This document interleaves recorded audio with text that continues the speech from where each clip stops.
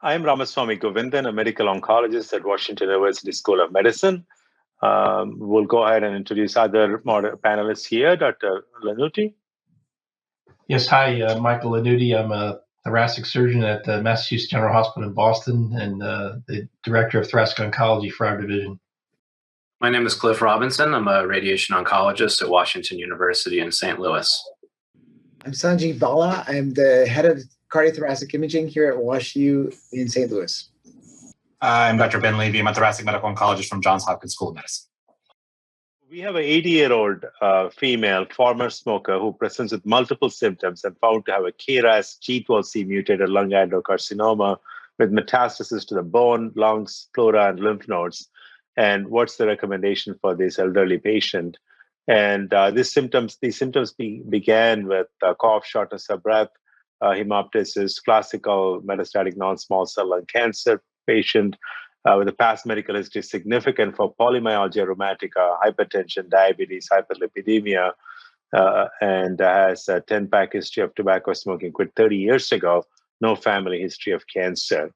And the PET CT scan showed right lower lobe mass involving the right lower lobe with bilateral pulmonary nodules and supraclav node with sclerosis involving the C7 vertebra and the iliac bone, no evidence of brain metastasis. And we have a CT scan pictures here, limited ones. Dr. Bala, do you want to comment on this? Sure. So you can see that there's a mass in the right lower lobe, and there are multiple pulmonary nodules diffusely in both lungs. And the image of the pelvis is just to remind us that there's a left iliac sclerotic lesion that's present in this patient. So diffuse disease. Thank you. So this is this patient underwent biopsy and had adenocarcinoma, this TTF1 negative, PD-L1 zero expression, KRAS G12C mutation.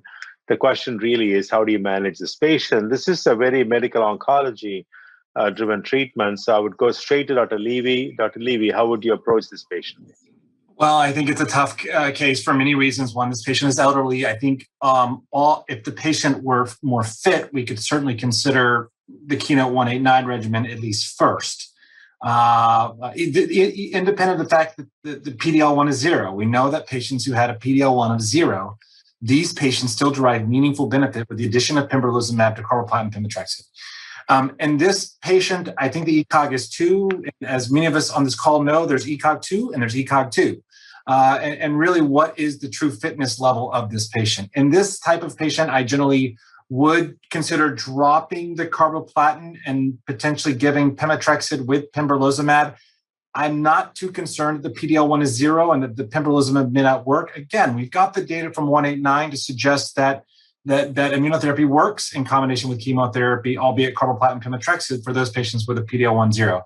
The second issue, obviously, that we want to highlight is the KRAS G12C mutation, which this is a mutation that does also have immunogenicity. And so another reason why immunotherapy combinations may work for this patient up front. And again, I'm sorry, I didn't see if there was any reason she couldn't receive immunotherapy, but clearly we have new drugs that have come down the pike very recently, just published in the New England Journal of Medicine. Dr. Govindan, you're a senior author on this paper. You know this data probably better than I do.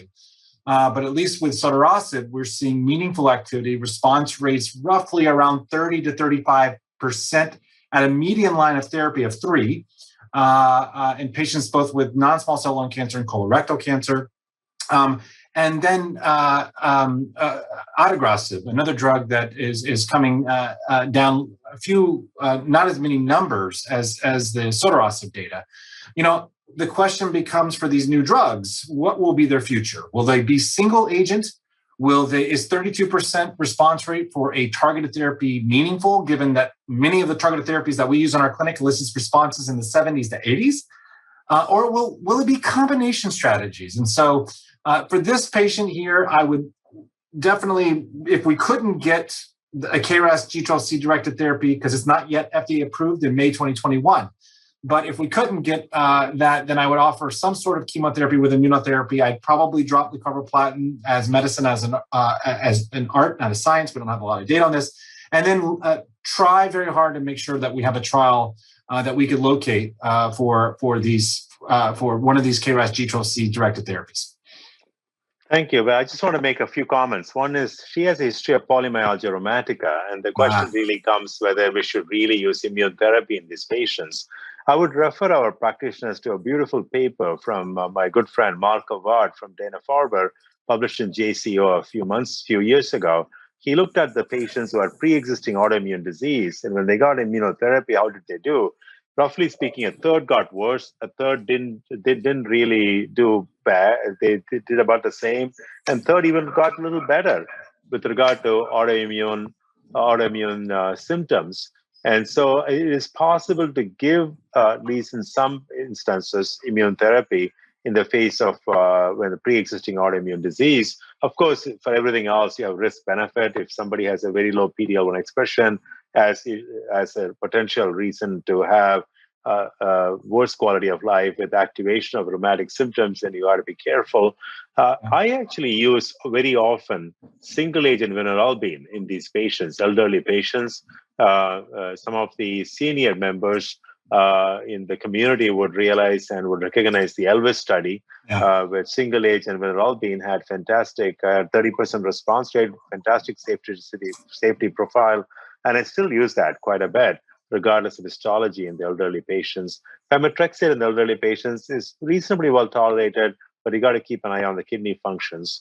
And you covered the sotorasib data, and at the ASCO, there'll be updated data from the phase 2 CodeBreak 100 study, where we'll have data from over 130 plus patients, and hopefully that'll cement the activity or establish the activity of this agent, at least in the phase 2 non-randomized setting. As you know, there are phase 3 and a lot of combination studies in the phase 2, phase 1 setting are ongoing. So for the first time, we do have an option for the most common KRAS mutation, KRAS G12C, and a number of other drugs, as you mentioned, are coming along. So I think hopefully this is the most common mutation, more common than EGFR mutation.